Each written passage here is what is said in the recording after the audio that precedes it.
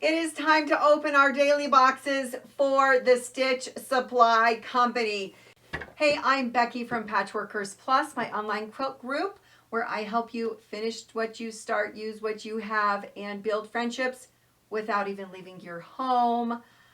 You are invited to join me there if you are interested. Check the link in the description. All right, we are going to open this every day, and you're going to see what's inside and what is included. Let's check it out. Day 11. Day 11. Look at this cute little snowman outside.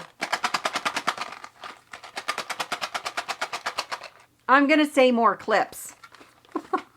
In a hard case. Pins. Oh, safety pins. I was so close. Listen. Okay, colored safety pins. First of all, you can never have enough safety pins in your house.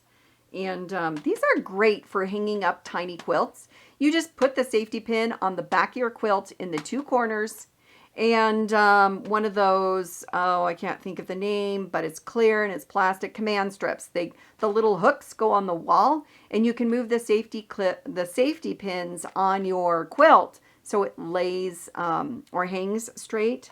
But that's how I hang up a lot of my mini quilts, is with safety pins and command strips. Cuteness.